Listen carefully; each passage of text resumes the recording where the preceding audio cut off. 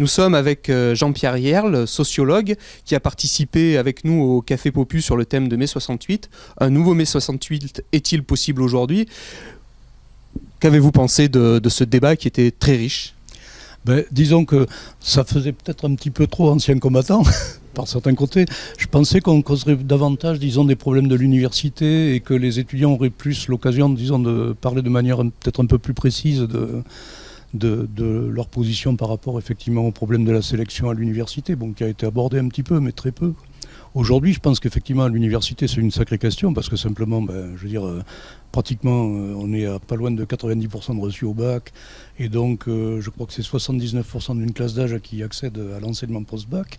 Quelque part, effectivement, le problème de la sélection se pose dans une situation très très différente de ce que c'était en 68, où il y avait 10% d'une classe d'âge qui avait le baccalauréat et qui accédait à l'université directement. À l'époque, il n'y avait pas d'IUT, il n'y avait pas de BT, de choses comme ça.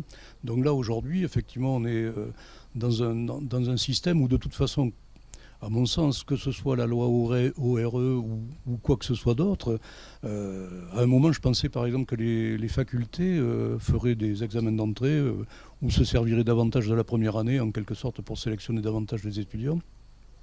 Apparemment, c'est assez peu le cas, en tout cas en lettres et sciences humaines, peut-être davantage en droit. Donc là, il y a effectivement un problème, parce que si on veut éviter la dévalorisation complète des diplômes, on ne peut pas avoir une armée avec que des généraux. Voilà, c'est aussi dur que ça, quoi. Et ça, je pense que c'est quand même un petit peu, par certains côtés, la faiblesse, à mon sens, de la position des étudiants qui étaient là, qui, quelque part, ce que je trouve plutôt sympa, effectivement, sont contre la sélection. Moi aussi, je veux dire, ça coûte pas cher d'être contre la sélection. Mais en même temps, à un moment donné, s'il n'y a pas une sélection par les diplômes, il y a une sélection par les relations, c'est pas beaucoup mieux.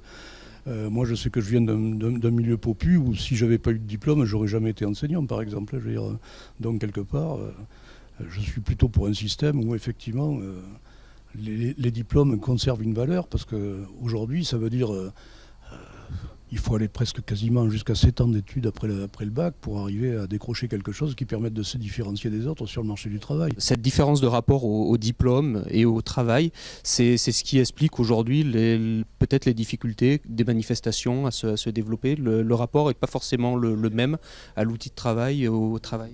Oui, ça, il y a ça. Je pense que la difficulté première, quand même, pour le mouvement étudiant, ça a été le fait que les lycéens n'ont pas bougé. Vous pouvez retrouver tous nos articles sur mai 68 sur lepopulaire.fr et aussi tous nos articles sur les mouvements sociaux actuels, encore aujourd'hui dans le journal. Merci beaucoup.